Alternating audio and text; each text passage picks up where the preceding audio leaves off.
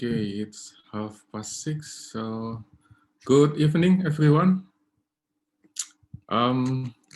Very happy to be back here again with you guys. So, today we will be discussing the last topic on digital strategy module, which is strategies for adoption of innovation. So, let me pull up my slide. Okay. Can you see my slide? Okay. Yes. Good. So this is going to be the last topic for digital strategy module, which is about the adoption of innovation. Previously, we were mostly talking about the technology, the innovation, and things like that. But for this particular session, we will be talking about the social aspect of innovation, which could be much more important compared to the product development or technological development itself. And oh, by the way, just an intermezzo, if you are on Netflix, I'm sure you are familiar with this movie. But if not, then I encourage you to watch this movie, The Social Dilemma, which is quite interesting, but also makes us worry because it shows that digital platform like Facebook and things like that can gather so much information from us, from the users.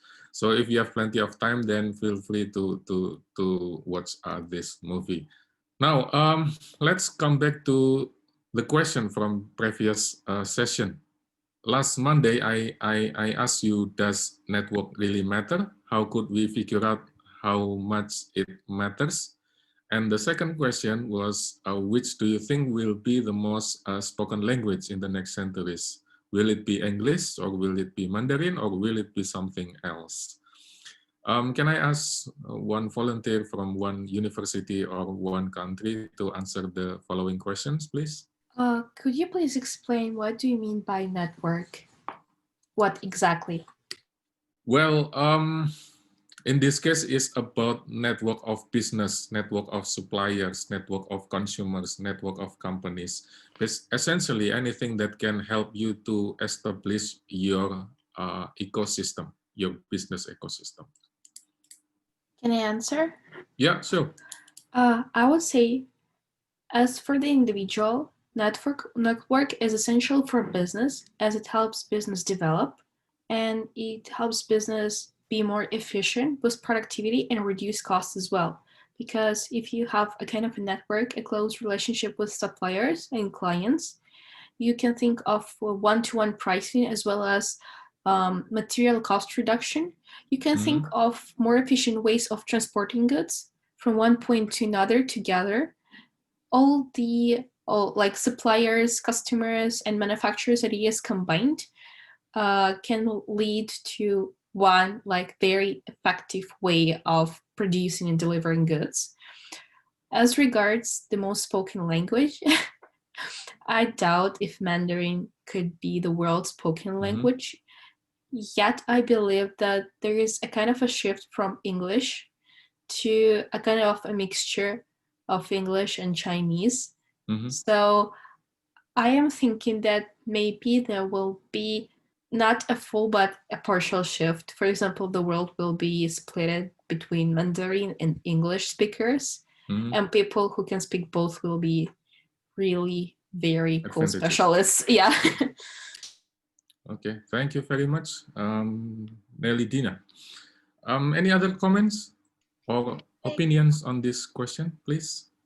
Can I add to Eleonora's comments? So like she talked about the business perspective, so I want to talk about the individual perspective. And I think that certainly networking it matters for individuals. Like it opens up opportunities and all that. And actually a lot of jobs that people get are from like remote acquaintances. But also I think that networking can have a lot of drawbacks. And the way we could figure it out is by weighing the costs versus the benefits. And for certain people, they spend too much time networking without knowing like who they're networking with or what kind of benefit it can bring to them, while they can focus on developing themselves instead of just trying to network with people. And I've met a couple of people like that, and it seems like they're just exploiting you, and it doesn't feel good that way. And in regards to what would be the most spoken language, I personally think it would be Mandarin, because even though now English is the most learned language, but Mandarin, since there are so many people speaking it, it will drive people to have to learn it later on. And actually now, a lot of places that I go to, like English is a requirement, but Mandarin is also slowly being added to the list of requirements. So yeah, that's my opinion. Okay, thank you very much. So your comment is more about network in individual level, right? And it is quite interesting that you said that Mandarin will be the most spoken language in the next centuries. Do you speak Mandarin anyway? I don't. No. Yes, Okay. I want to learn though. Okay. Thank you very much. Any other comments? Can I go, Professor? Yeah, please. Yeah, so I think network is really important in this era because like we learned from Professor David Port's lecture that since like we enter an era where there's a lot of things to learn and not everyone is specialized, like not no one can be specialized in every like kind of field. So Mhm. I think it's very important to network because then we can cooperate and collaborate and be more efficient and effective, like just to echo what Eleonora just said. And regarding the most spoken language in the next centuries, I think, yeah, like I agree with Eleonora that Mandarin will have like a big a dominance. Like it will certainly there's will certainly be a shift to Mandarin. Mhm. But since I'm learning that language right now, I think it's very difficult. So maybe it's gonna be much harder for people to learn Mandarin rather than English. So I think English will still be dominant. Interesting, because the barrier to entry to learn Mandarin is very high, then you Yeah. doubt that Mandarin will be the most spoken language. Yes. Interesting, thank you. Any other comments, please? Can I also add, Professor? Yeah, sure, please. Yeah, regarding networking, I wanted to talk about that networking brings a lot of opportunities both in personal and professional life. So the person who was speaking about individual level, so I wanted to add that yes, it brings a lot of opportunities, especially in building a career, especially in business. So people meet a lot of new people. They know they have an opportunity to exchange ideas, information, to gain new insight, to share ideas, which Mhm. I think really helps to create something amazing and innovative and new if they collaborate and cooperate. And they also the scope of knowledge will be widened. So I think it's really good to build a career too. Regarding the language, yes, Chinese has over 1 billion speakers, but I don't think that it's spread over the world yet. So Chinese, but I think the Chinese is difficult to learn, as Haiyan told, and it's rarely used in sciences and businesses because it's difficult to read and write. So I think English will stay as a dominant language in the future too. Okay, thank you very much. Any other comments or questions? Sorry, Professor. Yeah, please. You could go first. No, you can go first. I can wait. Okay. I agree with the others. Like, I think the important in networking is the communication skill as the bridge of the communication with Mhm. the spoken language. And in my opinion, I reckon that in the future, in the next centuries, the most spoken language will still be English. As Mhm. like what Yen has been said, like the language is hard to be learned, so it's going to be the barrier for people to make Mandarin as the most spoken language in world. But if we were to choose like one sector of industry, like let's say if we choose business, I reckon that Mandarin will be the most spoken language in the world because like as today right now China have a really strong economic. So like in the future, it's expected that China will have the strongest economic and leads to other countries to wanted to make agreement with China. And in order to make agreement with China, you need to have networking in China. And to have networking, you need to be able to speak the language to make it easier. So I reckon like if we choose one sector of industry like business, the most spoken language will be Mandarin, but for universally, it will still be English. Okay, thank you. Do you speak Mandarin? Just a really tiny bit. I learned it a little bit. Interesting, because there are several versions of Mandarin, right? And each region will have different pronunciation, different dialect, and things like that. And that could make barrier to entry to learn the language could be very high. Okay, thank you. Any other comments, please? Yes, Professor. So Yep. I want to ask one comment that, like other speaker before, I do believe that network will bring a lot of advantages for individual, business, or nations, because in the network, if you can give other people in your network very knowledgeable, reliable, or supportive advices, so it will be easier for you to increase your reputation. So being notable and being recognizable in the network, it will be a big hit for you to increase your reputation. So your name will be wider recognized for other people, not on your own network, but also for other people beside that network.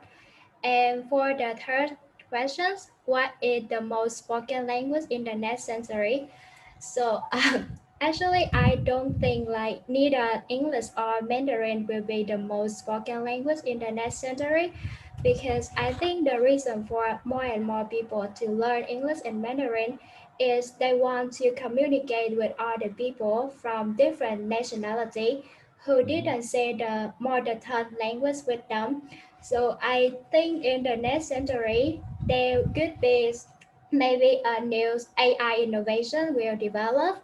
So people don't have to learn English or Mandarin in order to speak with other people who come from different nationality. With the help of that machine or application, so they can easily communicate without learning the same language. So I think in the next century, maybe AI will be developed in such that ways, and of course it will be hard to create, to develop and implement that AI innovation because of the complexity of language. But it's just my opinion. Interesting, very, very interesting. Good point on the reputation, but also interesting comments on the language. Who knows that in the next centuries, we will be able to develop some kind of AI who can help us to speak in other languages very easily. Thank you. This is another comment. Yeah, please. You want to say something? I just wanted to add a teeny tiny comment. I just realized that, for example, most countries speak English because most countries do have their gold reserves in the United States, and their currencies and economies are tied to the US dollar. So apparently you cannot, like, you're kind of dependent from the United States. So I think if there is a switch from the United States, maybe people will start speaking other languages as well. But for now, when you have to interact with the United States to maintain your economy, to make it faulty, you apparently do have to learn English. Okay, interesting comment. So this is actually about the network of the economy, because US dollars become the reserve for most countries. Then obviously you have to speak in the same language as those who are in the US. Another comments from Kiang Fu Ha. I want to add that the question is asking about the most spoken language. Mandarin is easy to speak. For me, it's not so easy. Just too hard to write. Yes, it is very hard to write Mandarin. I know many people speaking the language but not writing it. Thank you. Okay, let's move on to the topic. So last Monday, we talk about the importance of network because we are living in the network economy, because we are being connected with everyone in the world.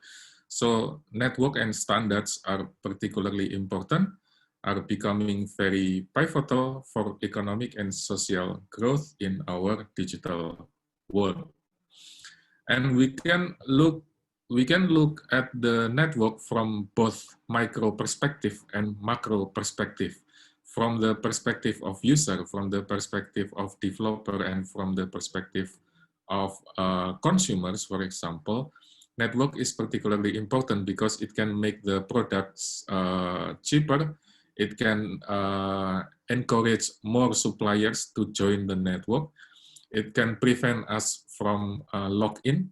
This was discussed last Monday about lock-in, path dependency, and things like that. And then by joining in a particular network, it can help us to gather more complementary goods.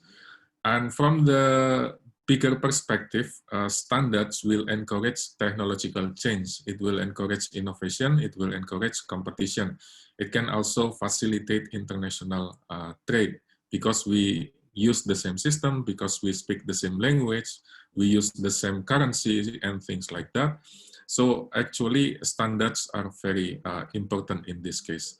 And standards can also convey or give special power to the owner of the standard. And in some cases, it can obstruct market access, and in some other cases, it can hamper competition and innovation. So we have to be really careful about the standard. We have to be aware regarding the standard that we are using at this moment. So we know that our markets are being connected. We are part of the global network economy, and it is important for us to realize that we are now becoming more and more dependent on compatibility standards. And standards itself, as we discussed it last Monday, it was initially found in telecommunication sectors, IT sectors, and consumer electric sectors. But now standards can be found everywhere. Standards can be found in any industries, in any business, in any countries, and so on and so forth.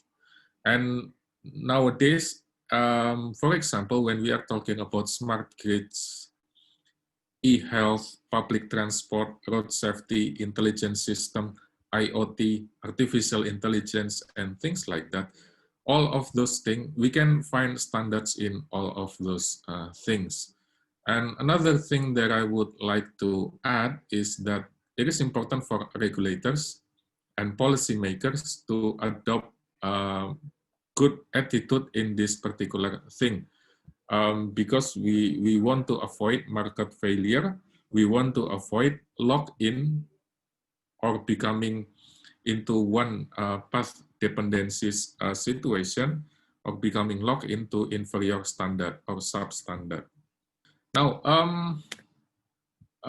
this is the topic that we will be discussing together in this session. So first, I want to bring up the differences between creativity, invention, and innovation. I want to emphasize the importance of innovation compared to creativity and invention. And then we will be discussing the types of innovation. We will be evaluating different types of innovation.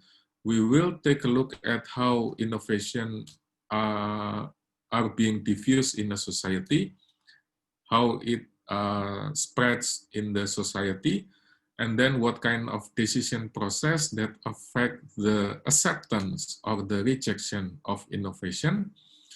And then we will be moving on to the adoptions of innovation. And then finally, we will be briefly talking about opinion leaders and change agents in innovation. And then we will be concluding with several takeaways and some references if you want to study this particular topic further.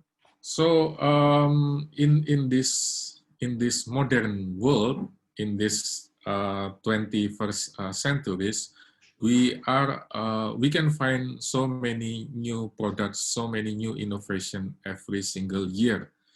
Every year, it is estimated about 5,000 new products appear in the market, but most of them were failed and only a few remain. It is estimated about 20%. And those who remain in the market are products that are very innovative. And how does this happen? We can see this kind of successful or failure stories from the macro marketing perspective and micro marketing perspective. From the micro perspective, it is important for any company, for any organization to develop new products, to develop new service, to become the leader in their particular industries or in their particular sector. Because the more product that you launch to the market, then the possibility that you become the market leaders in the industry is also higher. So it is important for every company, for every organization to successfully develop new product. Because a successful new product can be the beginning of a whole new company. But from the macro perspective, it is very difficult to make your product successful, because successful product in the market are usually those that become culturally anchored. So we are talking about social aspect, we are talking about cultural aspect, we are talking about human. We are talking about our behavior and things like that. And those kind of things are very difficult to predict, very difficult to calculate and to estimate. Now, I want to bring up this three things, which is creativity, invention, and innovation, because people often mistakenly innovation for invention or creativity. Okay, so creativity is about the act of turning new and imaginative ideas into reality. Invention is about creation of a new idea or creation of new concept. But innovation is very different, because innovation is about turning a new concept into commercial success or widespread use. So it is not only developing new product, it is not only developing new application or new software or new technologies, but the most important thing here is how to turn your product, how to turn your technology into commercial success, into widespread use. And these are the focus of our session today. How to make our product commercially successful or being adopted by a large number of society.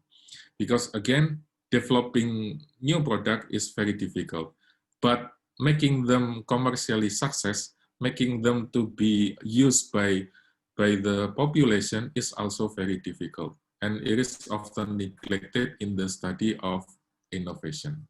Any comments on this or questions? You look so confused? No? Okay.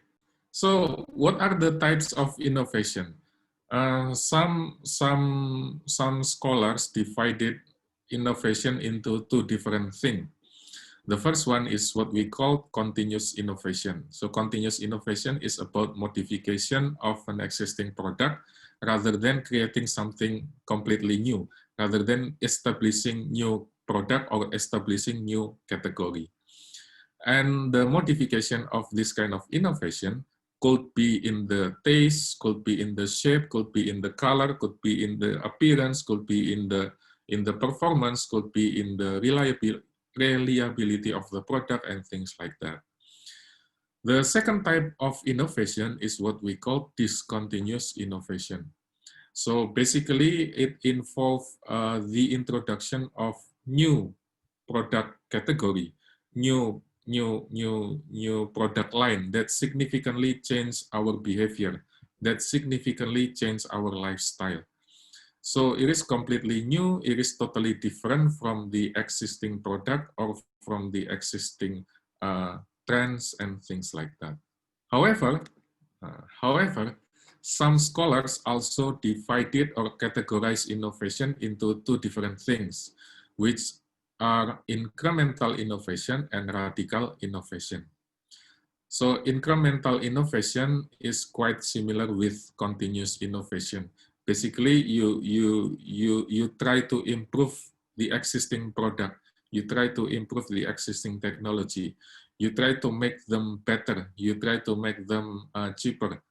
You try to make them faster, or to try make them more efficient, or less energy consumed, and things like that. The second types of innovation is what we call radical innovation. Radical innovation is also quite similar with discontinuous innovation. So in radical innovation, we are focusing on developing revolutionary new technology. We are developing something that is quite new, very different compared to what we have at this moment. And as a result, we can come up with new markets, we can come up with new business model, and those kind of things could change our world. So if we put that in a chart, then it will be look like this. Initially, we can begin with performing in an incremental innovation, and then along the way, when the trajectory of the product or technology is flattened, then we can begin to perform a radical innovation. Radical innovation will involve lots of technological progress. And then after that, we can do more incremental innovation, and then after that we can do again, we can come back to radical innovation, and on and on and on and on along the way until we reach the maximum progress of the technology. So we cannot distinguish, or we cannot separate incremental innovation and radical innovation, because both of those kind of innovation are particularly important for any organization. So incremental innovation is usually a low-risk strategy, because you just add something, because you just modify something based on the existing product or based on the existing technology. But radical innovation can be quite risky. It can involve lots of money. It can involve lots of R&D and things like that. So we have to be able to combine both incremental innovation and radical innovation. Another thing that we have to consider is, how do we evaluate innovation? How do society evaluate innovation? According to Everett Rogers, the one that I gave you on the LMS, Everett Rogers, on his book entitled Diffusion of Innovation, he categorized 5 criteria for evaluating new innovation. The first one is relative advantage, or the degree to which consumers perceive the innovation to offer substantially greater benefits than the product that he or she currently use. So in this case, we are talking about what are the benefit of this product. What are the features of this product? How does it compare with the one that I'm currently using at this moment?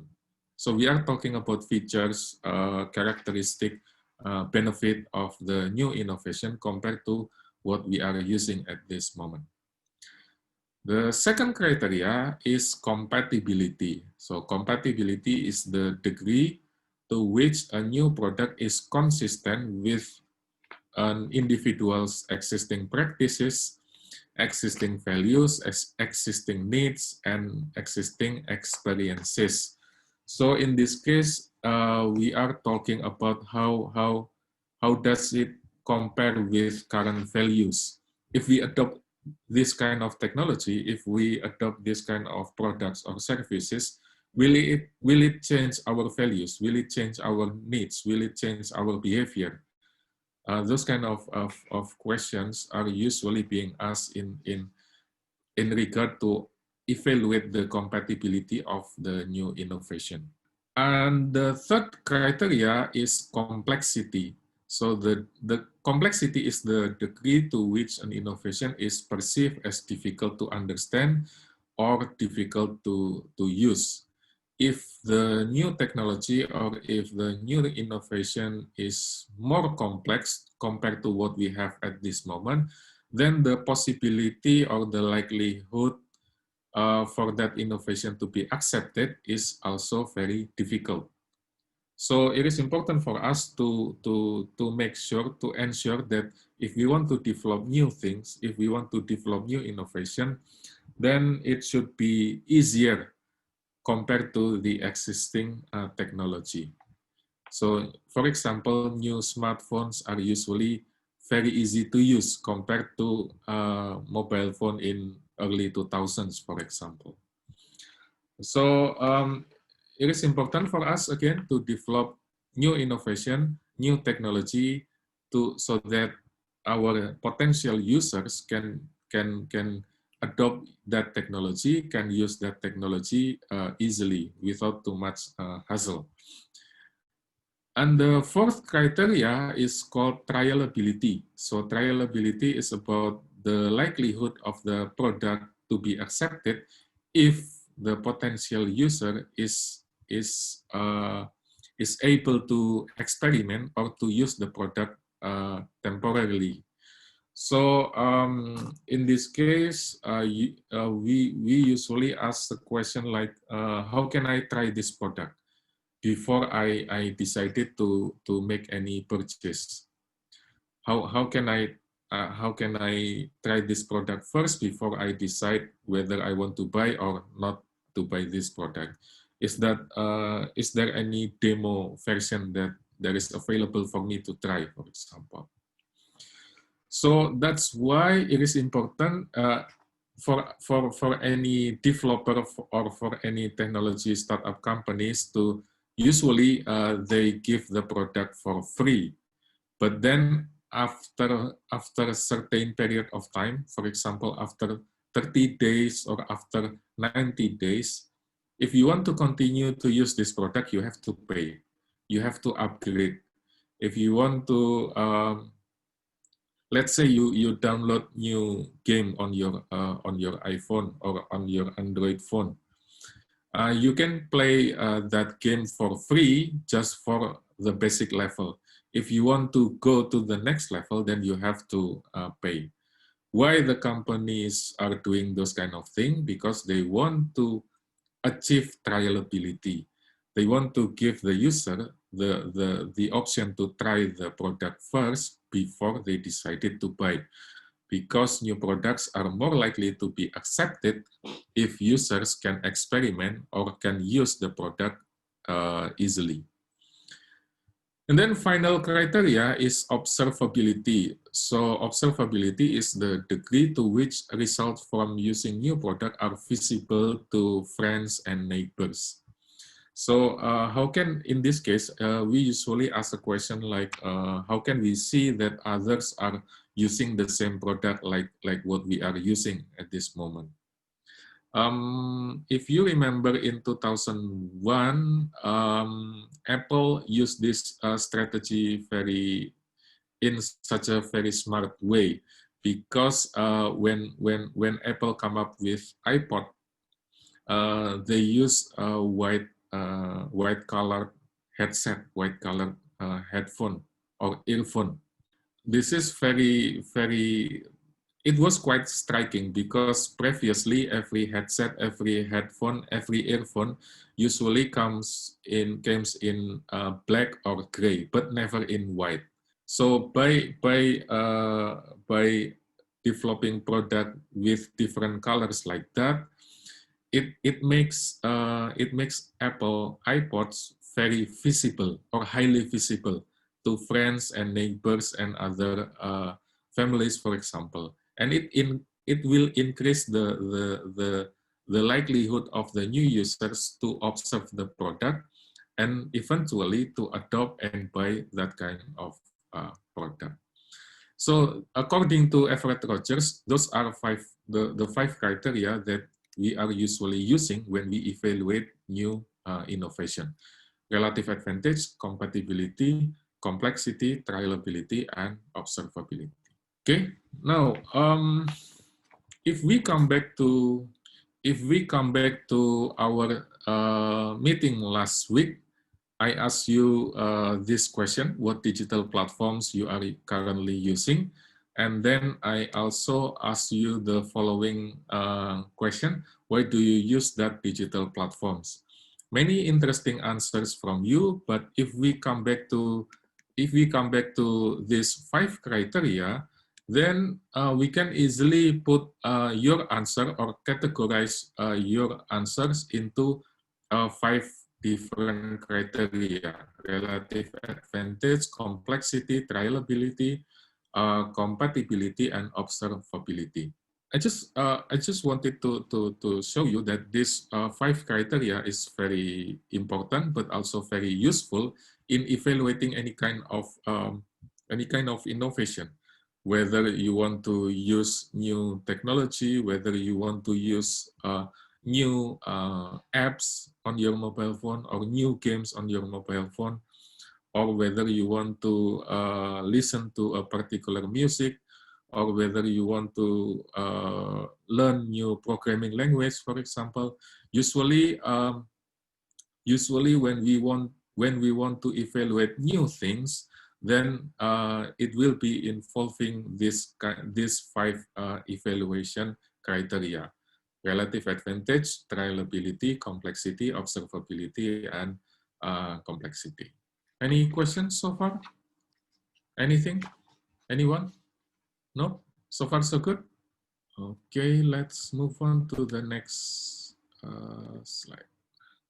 Okay, so let's move on to the diffusion of innovation. This is the title of the book written by Everett Rogers. I strongly encourage you to read the book. Just the chapter 1, it gives you an overview of the whole content of the book. But if you are interested in learning more, then it is okay to read the remaining chapters. But chapter 1 is, if you read only chapter 1, it gives you lots of things that can be very useful when you are going to develop new innovation, when you are going to launch a new product, when you are going to do something new and things like that, to make sure that your product or your technology or your innovation is going to be successful and being adopted by the population. So, what is diffusion of innovation? So, according to Rogers, diffusion is the process in which an innovation is communicated through certain channels over time among the members of a social system. So, diffusion is the process in which an innovation is communicated through certain channels over time among the members of a social system. So there are at least four important keywords here. The first keyword is innovation. The second keyword is communication. The third keyword is time. And the fourth keyword is social system. Innovation is about new products or new technology or anything that you want to develop or anything that you want to launch to the market. We call it innovation. Communication is about how consumers learn about innovation. They can learn about innovation from magazine. They can learn innovation from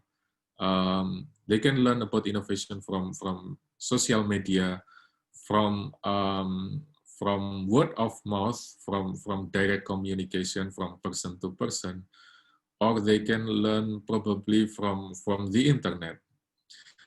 And time is about how long does it take for a person to move from product awareness to purchase or reject the innovation. So how long does it take for me to realize that there is new innovation until I decided whether I want to buy that kind of product or whether I want to ignore that kind of product. So from knowing from having a kind of awareness to deciding whether we want to go or we want to ignore, abandon that kind of innovation. And finally, social system is about the groups or segments to which individual belong. So social system is very important here because it can give a kind of peer pressure. Let's say most of your friends are using iPhone, but you don't have an iPhone. So automatically you will feel a kind of peer pressure that encourage you or that force you to also have the same iPhone. And we will be talking about those 4 factors one by one. Now, let's move on to the decision process. So, decision process is quite complicated. So it is not as easy as we thought. Initially, organization or company develop something, and then they will use an influencer. They will use a kind of opinion leaders. They will use a kind of public figure or things like that to give the message to the consumer. And this kind of process is what we call as diffusion of information and diffusion of communication. This kind of process is not as simple as it seems because it can be done several times. It can be done through different type of media. Maybe the company or the organization will use a combination of magazine, television, internet, media, social media, and things like that. And after that, this is the most important point here. Consumers will decide whether he or she going to accept the innovation or whether he or she will reject the innovation. If he decided or she decided to accept the innovation, then the innovation will be diffused, will be spread among the society. But if he or she decide to reject the innovation, then the innovation will be neglected. And in order for a particular innovation to be adopted in the society or in the market, then we require certain number of people. We require a kind of critical mass or a threshold or a tipping point. Because if we cannot achieve this kind of number, then the diffusion of innovation will not happen. So that's why we have to be very careful. We have to be very aware at this point in time where consumers decide to go with the innovation or not go with the innovation. And secondly, we have to be aware of the certain number that we need to achieve the critical mass. Because if only very limited number, or if there are a very small number of people who are going to use that product, then diffusion of innovation will not be happening. Okay, that's why initially I spoke about the importance of innovation, the importance of getting your product to be adopted by the mass population. Not only come up with something new, but more importantly is how to make those innovation, how to make those product or technology is being used by so many people in the market so that you can achieve commercial success.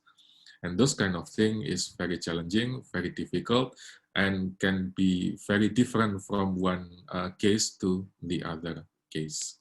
Now, the innovation decision process itself at this particular point in time is not as simple as it seems because it involves different kind of stages or different kind of process.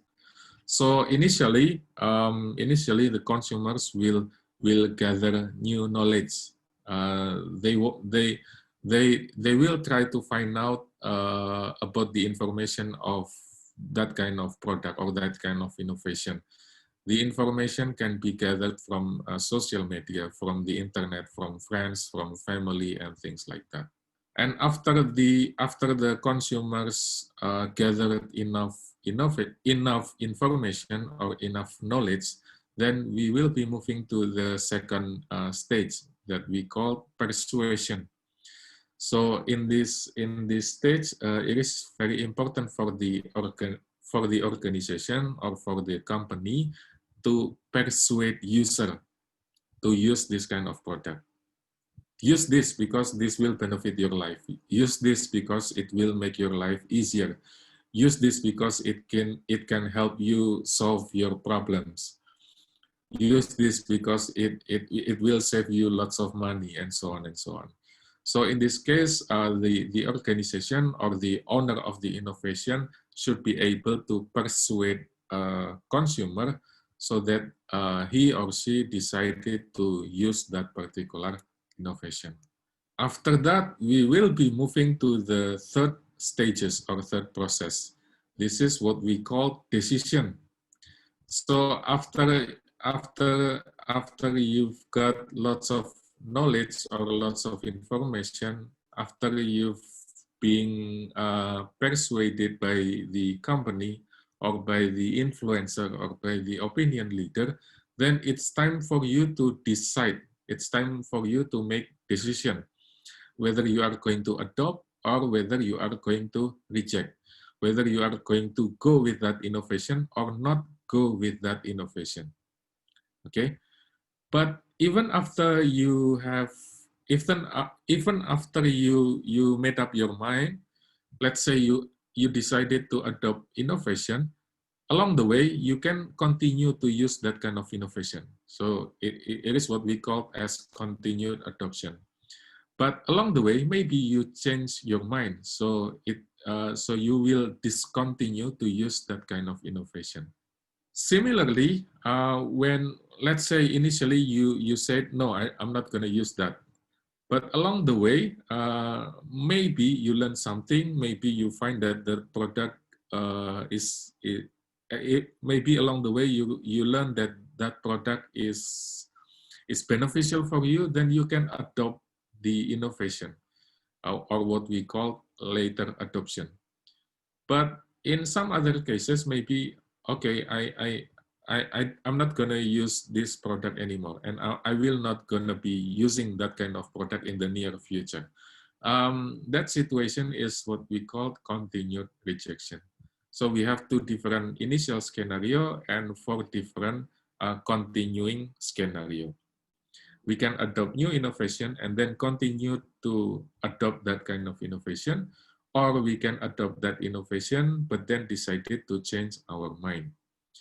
Or we can reject the innovation and continue to reject the innovation along the way, or we can reject the innovation, but along the way we decided to change our mind and decided to adopt that kind of innovation. So again, even though the innovation decision process looks very simple, actually it is not that very simple because it involves different stages, it involves different processes. And then after that, after you make your decision, then you begin implementation of that innovation. So you begin to use that product every day. You become familiar with that product, or you become familiar with that technology. It becomes part of your everyday life. Every day you will use that kind of product or that kind of innovation. And after that, after you use it for maybe for months or for a year, then the process of innovation decision is being confirmed. So it is confirmed that you decided to adopt this kind of innovation. It becomes your way of life. It becomes your behavior. It becomes your habit and things like that. And the thing that we have to remember is that every stages or every processes will involve different communication channels. So it is very important for any organization or for any company to make sure that the innovation is being communicated not only during the knowledge process or persuasion process, but still during the decision process, implementation process, and confirmation process is also very important. Because even after you have decided to use that product, or after you have decided not to use that product, you can still change your mind. So it is very important for any organization, for any companies to maintain communication channels, not only during the initial stage, but also during the later stages. Okay. Those are the things that become the main main topic or main issues in the diffusion of innovation. So the innovation process is quite complicated. It will involve different kind of channels. It will involve different kind of stages or processes. And along those processes, we have to continuously give the users or potential users enough enough information and knowledge to make sure that your innovation is going to be adopted and will be implemented and will be confirmed. Why do we have to think about this? It is very important for us to pay attention to the adoption of innovation, because if we can convince our user, if we can convince our consumers to adopt the innovation, then it can give us a kind of increasing return. The first increasing return is what we call learning by using. The second increasing returns is what we call positive network externalities that we have discussed last Monday.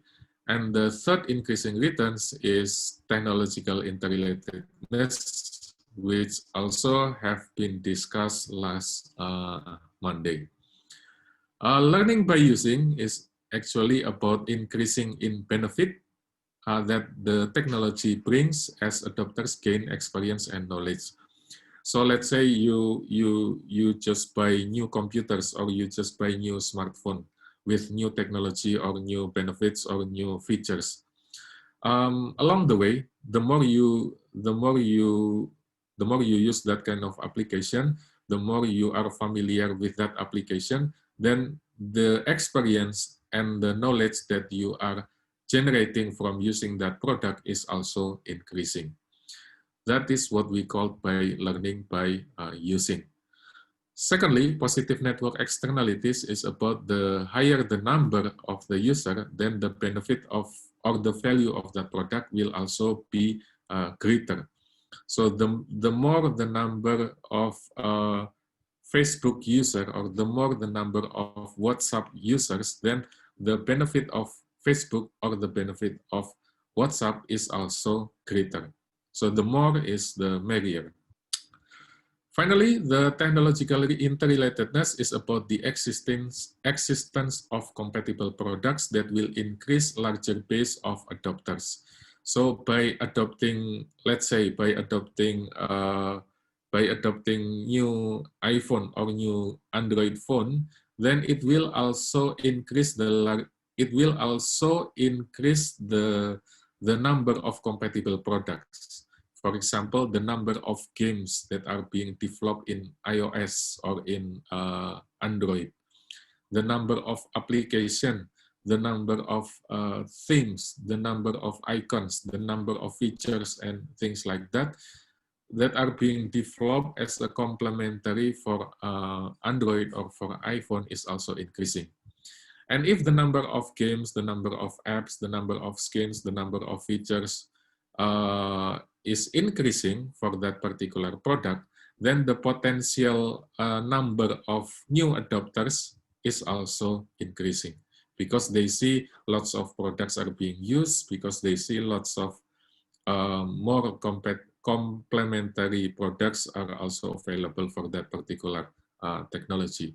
So it will increase the larger base of adopters. there is the increasing returns that we can benefit from the adoption of new innovation. If you want to say something or if you want to ask something, then please don't hesitate to interject, or you can also write your comments or questions in the chat box. Okay, so feel free to ask your comments, question, and so on and so on. Now, let's move on to this very famous curve. Maybe you have learned about this before, but if not, let me explain this this particular curve. This curve is what we call by adoption of innovation curve. So on the x-axis is the time of adoption. The y-axis is the percentage of adopters. Okay, so during the early stage of any innovation, there will be only 2.5% who are innovators who are going to use that product. And after that, we will be moving to the next category that we call early adopters. Early adopters is about 13.5% after the initial 2.5% innovators. And then after that, we will be moving to the next category that we call early majority, which constitutes about 34% of the population. And then after that, we reach the half of the population. This is exactly 50% of the population. And after that, we will be moving to the next category that we call late majority. And finally, 16%, the last 16% of the population is what we call laggards. Okay, the first person who are adopting new innovation is what we call innovator. The last person who are adopting new innovation is what we call laggard. So innovators are usually young people. They are willing to try something new. They are willing to risk something. They are usually coming from the high social status or economic status because they have something they have a spare budget or they have spare amount of money to try something new, to buy something new. And then early adopters are quite similar with innovators, but they have a slightly lower level of risk acceptance. So in this stage, usually early adopters are role models, early adopters are opinion leaders, early adopters are a public figure. They are not much, they are not many, but they can be very influential. They can be very helpful in promoting your product or promoting your new innovation. Because after that, we will be moving to the early majority. So early majority is like a majority of us, majority of people. They are not opinion leaders, they are not public figures, they are common people like us. And then we will be moving to the late majority. Late majority is quite similar with early majority, but they tend to be a little bit skeptical. They tend to be coming from probably middle to lower level of income or economic status. They don't have lots of money to try something new. They tend to be very cautious and they want to adopt something after a certain period of time. They want to adopt something after there is a strong pressure from their peers, from their friends, or from their families. And then finally, laggards are the traditionalists, the one that hesitate to change, the one that prefer the status quo, the one who already happy with what we have. The laggards are usually older people. They don't like to try something new. They don't like. They tend to be suspicious with a new innovation. So in every kind of innovation, in every kind of new products, we can use this kind of curve to identify. For example, we can use this kind of framework or this kind of curve to identify or to categorize who are the innovators, who are the early adopters, who are the early majority, who are the late majority, or who are the laggards in our circle, in our friends, in our families, and things like that. For example, maybe you can categorize who was the first to adopt new iPhone, who was the first to adopt new games or new application, who was the first to sign up on LinkedIn, on Twitter, on Instagram, and things like that, and who was the last to adopt those kind of innovation. Most of the time, we can easily categorize our friends, our family, our colleagues into either innovators, early adopters, early majority, late majority, or laggards. And the most important thing here that I will explain you in about a minute then is the role of early adopters. So early adopters is very important because it involves role models, it involves opinion leaders. If you can convince enough people, then you will be moving to the early majority and late majority. But if you are not convincing enough, then it can be very difficult for your products or your innovation to take up in the market. Now, who are the opinion leaders? Okay, before I answer that question, we can categorize our friends or our families into two different categories. We can categorize our network into two different categories. The first one is what we call homophily, and the second one is what we call heterogeneity. Homophily is those who are interacting with us and they are coming from similar characteristics. They are coming from similar attributes. They are having a similar belief. They are having similar values. They came from the same campus. They came from the same social and economic status like us. But heterogeneity is very different.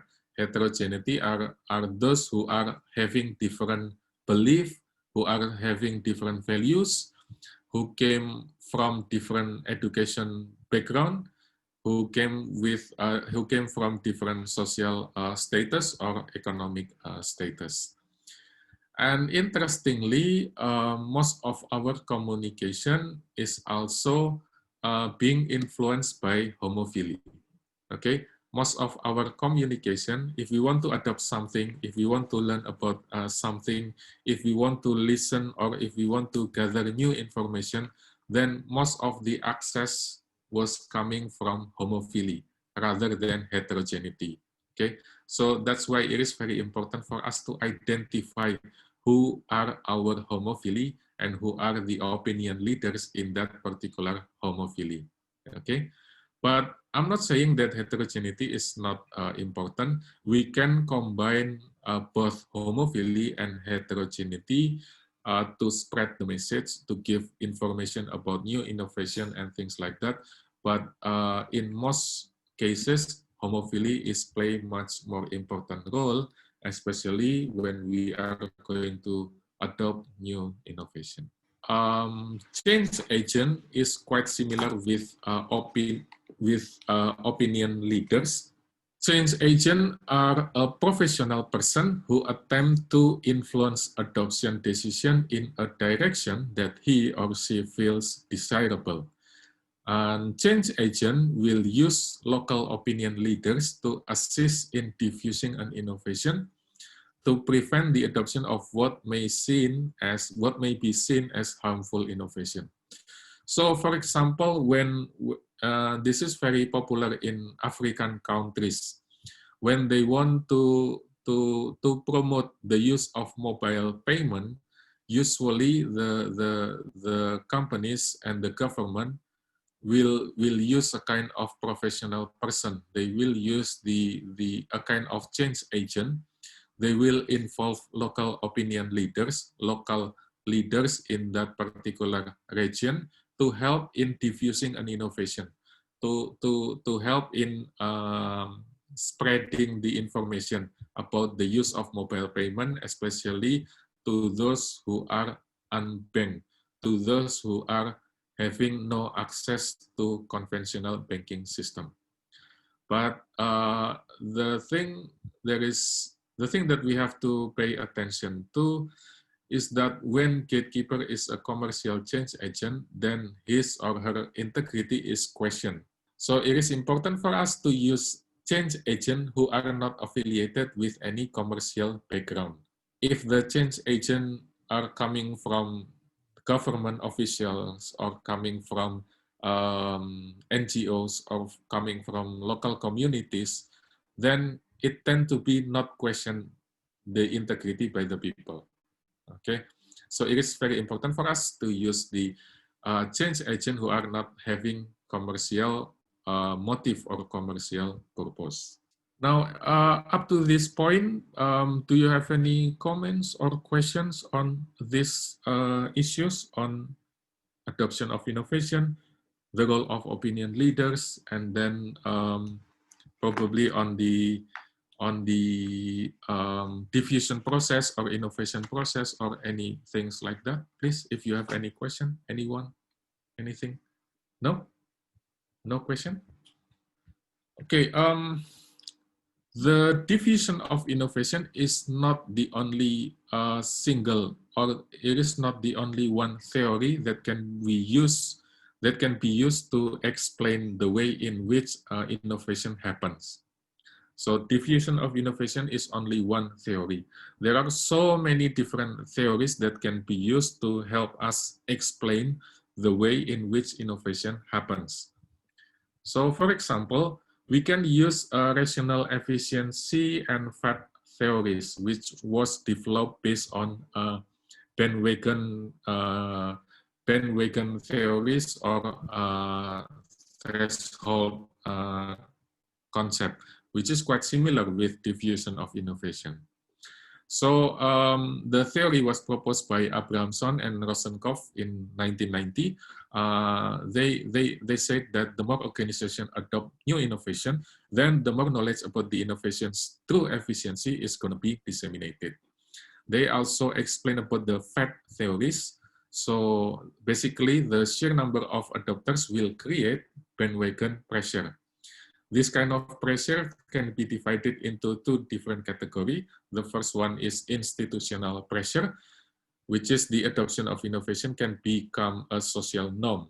So if you are not adopting this kind of innovation, then the society will not respect you, for example. And the second pressure is competitive pressure. So it is essentially the fear that not adopting will lead to loss of competitive advantage. So if you are not adopting this kind of innovation, then you will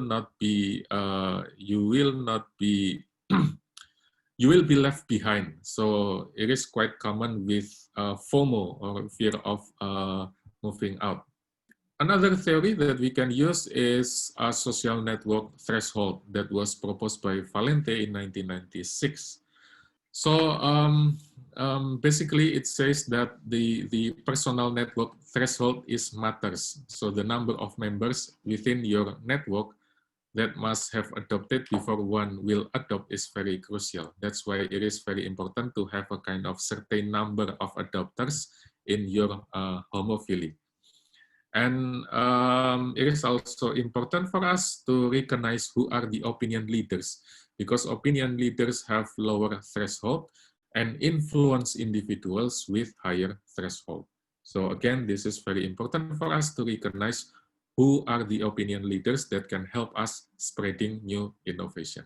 Another theories that can be used is what we call social learning or cognitive theory. This was proposed by Bandura in 1977. The theory is based on the belief that behavior is determined by expectancy and incentive. If I'm using this kind of innovation, that what are the incentive for me? What is in it for me? What's the benefit for me? And this kind of behavior will be influenced by expectancy about our environmental cues, about the consequences of using that kind of innovation, and about the expectancies of the competency to perform the particular behavior. So this is what we call as self-efficacy. So essentially, there are so many different theories that can be used to explain the way in which innovation happens. So we can use many different theories to explain why TikTok is happening, why Netflix is now being adopted by many users, why Facebook is now being adopted by so many population around the world and things like that. We can categorize those kind of theory in this spectrum, in this particular continuum. On the left-hand side is what we call technological determinism.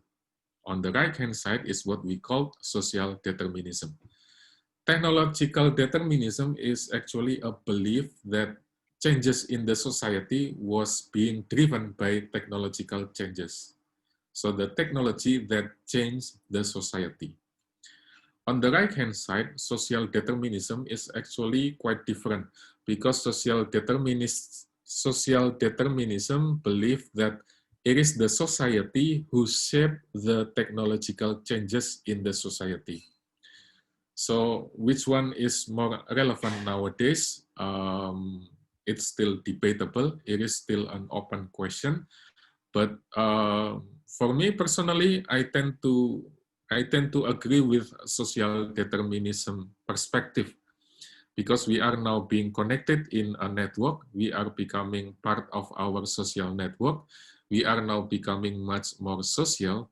Then it is the society that play much more important role in shaping the technological changes. So that's why earlier I show you the diffusion of innovation, rational efficiency theory, and things like that, because I want to put an emphasis on the role of the society in influencing any innovation. So if, let's say, you develop a new AI technology, let's say you have a startup, let's say you have a new startup and develop new products or new technology, then it is very important for you to pay attention to the social aspect of that technology. Who will be your opinion leaders? Who will be your innovators? Who will be the role models that can help you to take up the products so that many people in the society will adopt those kind of innovation? Because otherwise your innovation will not be successful. Even though you develop a very good product with very good features, with very good technology, but if you cannot convince the innovators, if you cannot convince the role model or opinion leaders, then it is very difficult for you to be successful in the market. Okay, now, so what are the key takeaways from this session? The first one is that invention is one thing, but innovation is a completely different thing. Invention is about developing something, creating something. You have a new idea, you've got new things to develop with, for example. It's good, but still we have to think about how to take this to the market, how to convince people so that they want to use this kind of products. Secondly, it is important to understand the communication channels, your opinion leaders, your role models, your innovators, your early maturity, and things like that, so that we can appreciate how do people get information, how do people become aware of new technologies or new innovation. And then we need to identify the characteristic of potential adopters. What are the characteristic of the innovators? What are the characteristic of the early maturity, or what are the characteristic of the late maturity? Who will be promoting the technology? Who will be our opinion leaders? Who will be our change agent? We have to be able to identify those kind of person.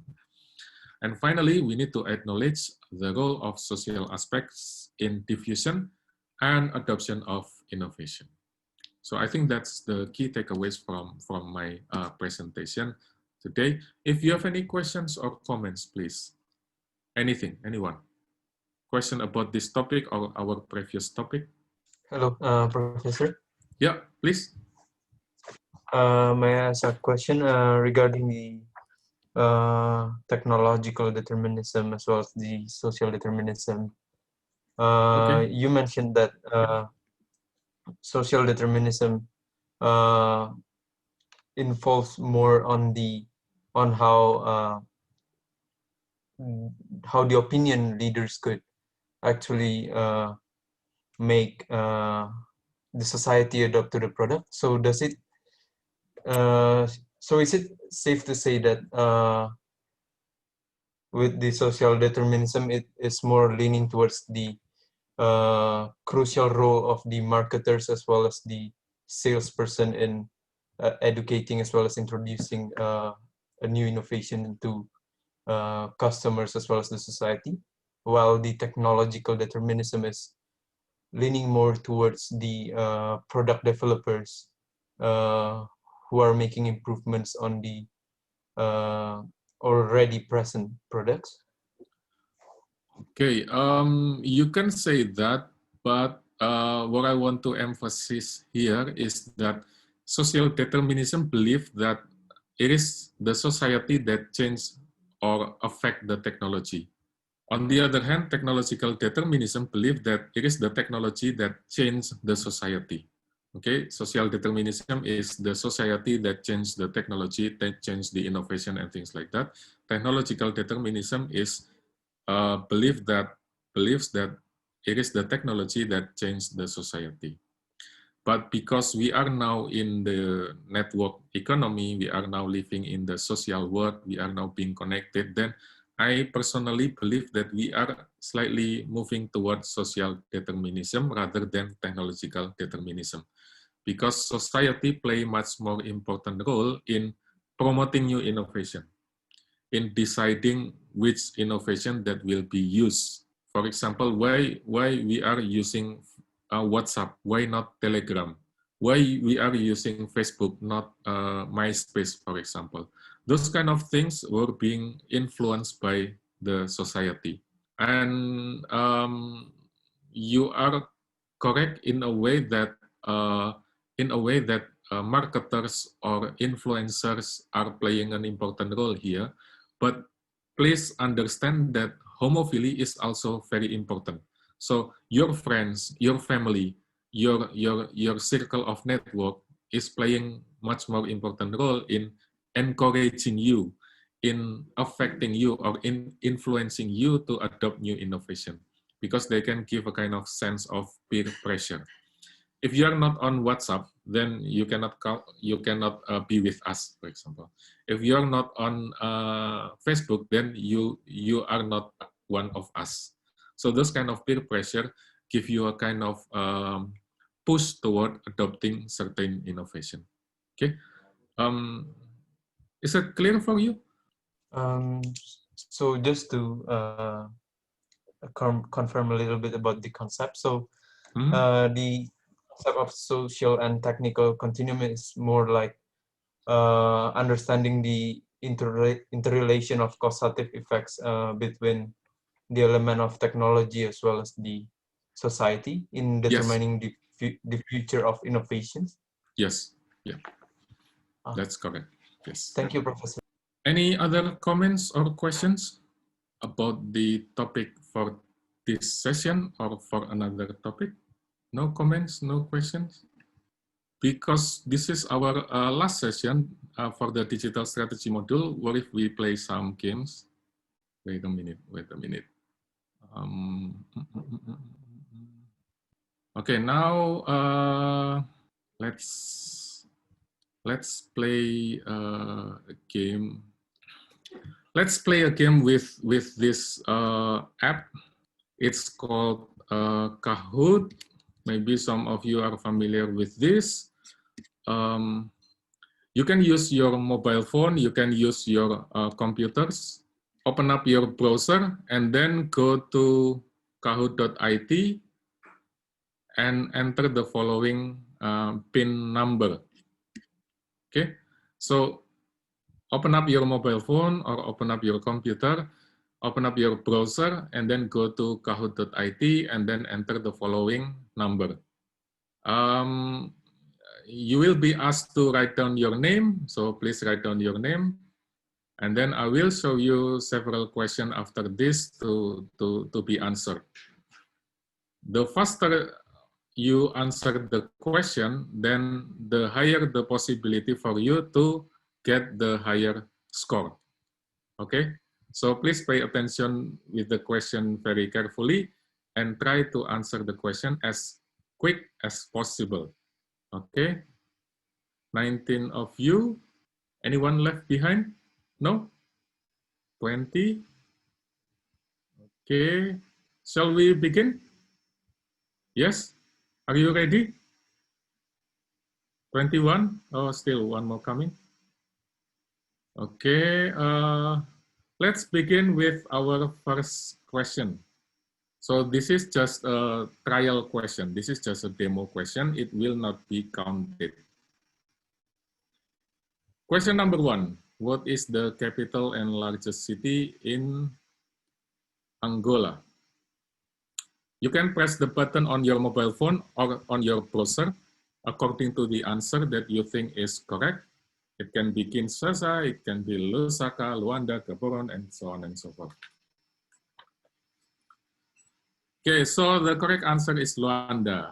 Kinshasa is the capital city of Congo. Lusaka is the capital city of Zambia. Gaborone is the capital city of Botswana. So this is just a bonus question. It will not be counted. We will begin the serious question in the second question. But I hope you get an idea on how to play with this game. Okay, let's move on to the next question. True or false? Digital innovation is the creation of market offering, business process, the use of technology.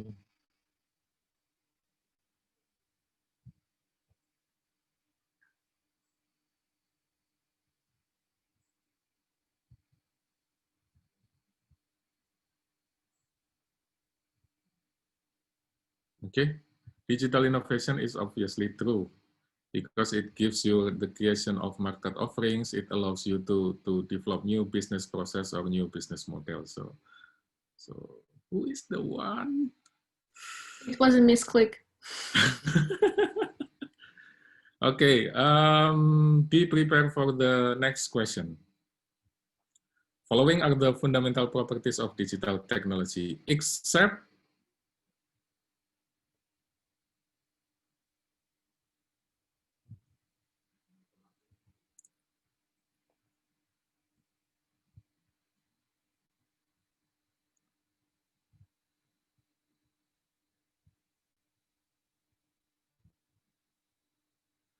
okay, the answer is technology affordance. Remember that there are two fundamental properties of digital technology, reprogrammability or von Neumann architecture, and the second one is data homogenization.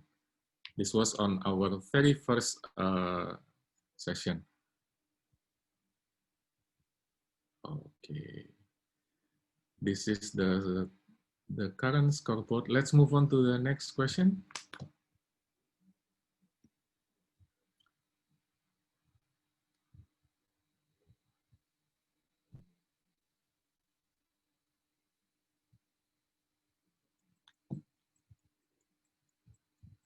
A building block acts as a foundation upon which others can develop complementary products or technology is called,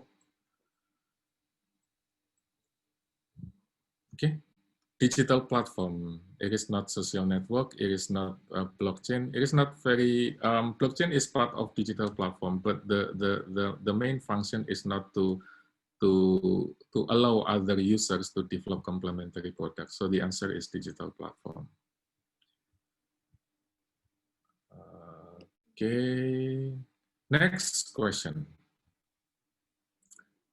Following are the, according to Pagani, following are the typical industrial constellation, except close vertically integrated model, loosely coupled coalition model, multi-sided platform, and super conglomerates.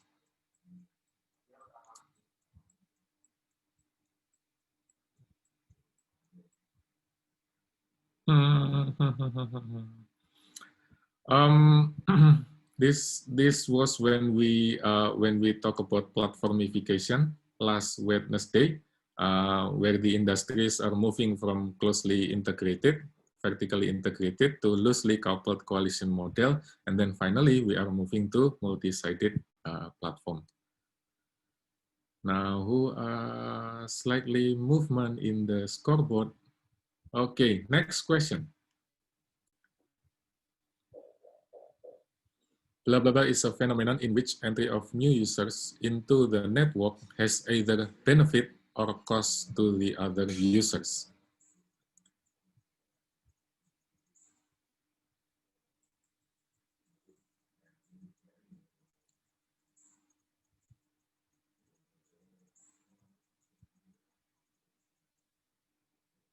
Network externality, very good. So externality is the phenomenon in which entry of new users into the network can be positive or can be negative. Okay, slightly movement on the scoreboard. Alex has a streak with 6 correct answers in a row. Wow, keep it up. Next question. With 2 firms and 2 possible strategies, we can get 3 types of standard wars. Except, this was the thing that we discussed last Monday.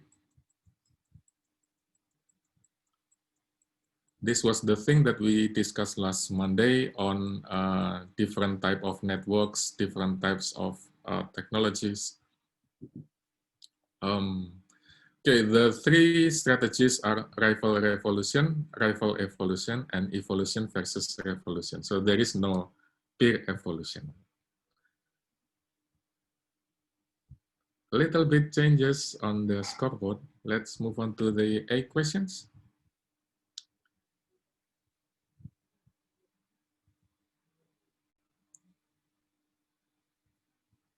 So he could have been Bill Gates. He developed CPM in 1970s, but missed out opportunity to supply for IBM. At the very end of the last session, we talk about this. Gary Gildel. So he is not Steve Jobs, he is not Steve Wozniak, and not Paul Allen. Sofia remained on the top of the scoreboard. Next question.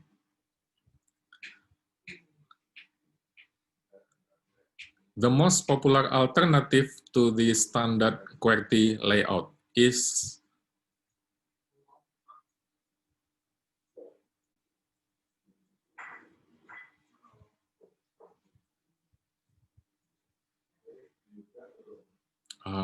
the answer is Dvorak. DSK, or Dvorak Simplified Keyboard, the keyboard that was being used to break the Guinness World Record. If you still remember on the last session, we discussed a little bit about this. Whoa, Sophia remain on the top of the scoreboard. Next question. The diffusion of innovation theory was proposed by, this is the thing that we just discussed, that we just learned together a moment ago.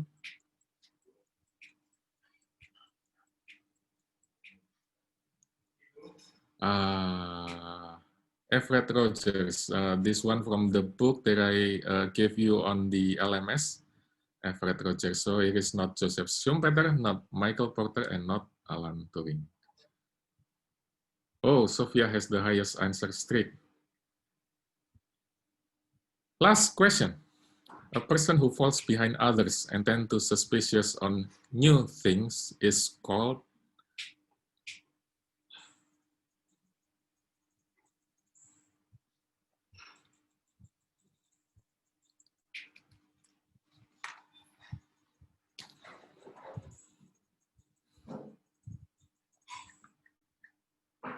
laggards.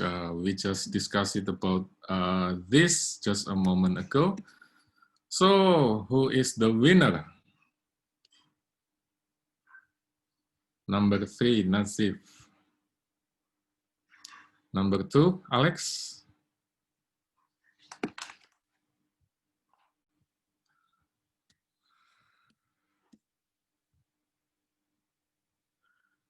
Okay. Please give a round of applause to Sophia, Alex, and Nazif. Congratulations, guys. Thank you very much. Thank you very much. It was fun. Now, let's come back to this for a minute. So, before I end up my my presentation, let me briefly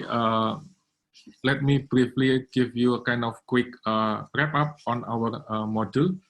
So initially, we learned about the fundamental of digital innovation last week, followed by platformification in business and industries.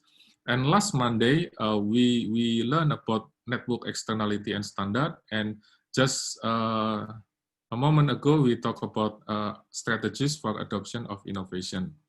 So in the first module, we discussed the role of digital innovation. What are the characteristics of digital innovation? How can we develop our digital strategies? How can we combine different resources? And then last Wednesday, we talk about platformification, how we move from vertically integrated business to multi-sided platform, how we understand the power of disruptive innovation and network externalities, and then the challenges that are being faced by digital platform and how it can create a kind of chicken and egg problem. And then last Monday, we talk about network economy, network externality. We talk about how can we develop strategies, whether we want to pursue backward compatibility, backward incompatibility, peer evolution, and things like that. Also, we talk about network effects on supporting our competitive advantage. We talk about lock-in and path dependency. And finally, in this session, we talk about how innovation is being adopted, how it is being spread or diffused in the community. And it is important for us to understand the communication channel, the characteristic of potential adopters, and the characteristic or the role of social aspect in adoption of new innovation. So I think those are the overall framework that we can use to develop or to create our digital strategy. And this will be the last session for our digital strategy module. Thank you so much, guys, for your time and attention. It is a pleasure for me to give, at least for topics or for contents in this particular program. Thank you so much for coming and for participating, especially in the last 4 sessions. I hope you can learn something from our discussion. As always, stay safe, stay healthy.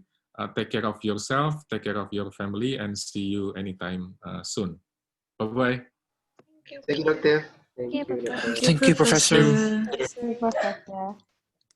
just have a question. Okay, he left. Oh, Sorry, do you want to say something? I was wondering whether this test will impact our grade. Yeah. Sorry, say it again. Will this test impact our grade to grade? Oh, this? Oh no, it's just a fun game. So, but okay. I can give you the result if you want to. The detail. I know. I made all the notes, and I looked at drastically different information. I didn't remember the names, and I was like, no. Oh, it's okay. It's okay. It's just for fun. Don't worry about that. Thank you. Okay. Thank you. Thank you, sir. Thank you. Bye. Thank you so much. Thank you, Professor.